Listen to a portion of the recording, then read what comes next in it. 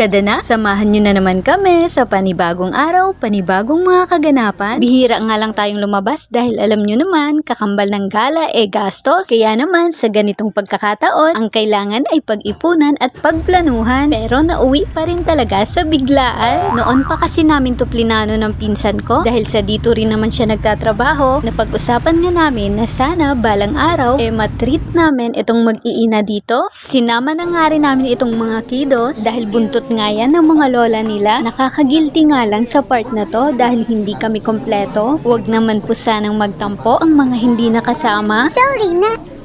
Sana maging masaya na lang kayo para sa amin. Kung kayo naman ang may kakayahan para maiparanas ito sa kanila na kahit na hindi kami kasama, yung maging masaya naman para sa inyo sapat na. Asya pa?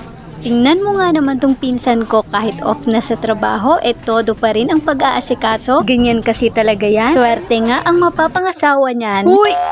Maya-maya naman ay dumating na itong sila lolo. First time niya nga raw makapasok sa ganito. Buti na nga lang at napilit nitong pinsan ko. Abay takutin niya ba naman na pag hindi sumunod si lolo dito ay makikipagtanan siya? Shoota, jowa nga wala ka. Landi-landi rin kasi pag may time. Cherries! Parehas nga lang silang mag-ate, mag-expired na lang and BSB pa rin. Pero sa totoo lang, bilib ako sa mga pinsan kong to dahil mas inuuna nila ang pamilya kaysa sa sarili nila. Kaya naman boys, kung makatagpo kayo ng babaeng ganyan, wag nyo nang pakawalan. Yung family-oriented, nako, sa panahon ngayon, iilan na lang yan. O siya, tama na nga yan. Baka isipin ng mga pinsan ko, binibenta ko na sila. Uy! At eto, pagkatapos nga nating manginain ay for the lakad na naman ang mga person. Syempre, para saan pa nga ba ang energy kundi para dito? At may clue ba kayo kung saan ang ruta namin? Huwag kayong mag-alala, hindi naman kalayuan to, mga nasa 393 steps lang. Kaya naman, samahan niyo muna kaming magpatagtag ha. Dito man yan, tatago. Pag dumaan doon, dito tatago. O diba, Ay, pwede dyan pala na lang tayo dumaan. dumaan. Sabi ko pa sa'yo, dyan na lang. Kaya mas malapit.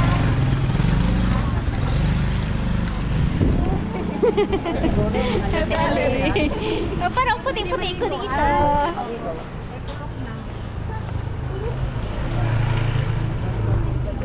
Paano ako galing? Wala pong dami. And hola! Nandito na nga tayo. Magpapahangin muna nga ang mga person. Baka sakaling liparin pati mga problema natin. Chos, wala pala ako nun.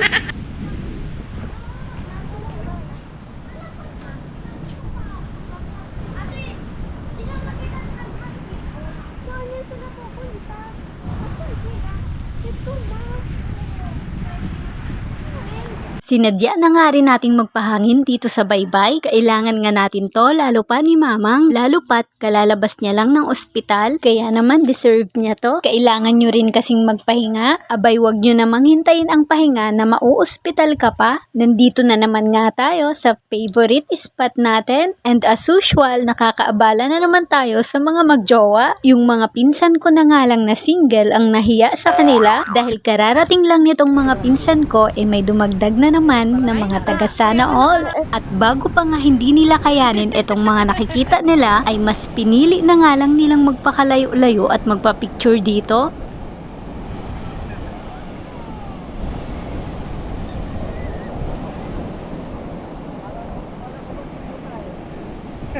Ayaw niyo ng tatlo? Habang si Lolo ay ang sarap lang ng tanaw dito at hindi na rin naman kami nagtagal. Sana kahit sa saglit na oras lang ay gumaan ang pakiramdam nila. Nag-enjoy nga kami, sana kayo rin. Paano ba yan? Hanggang dito na lang muna. Hanggang sa mga susunod na ganap. Salamat!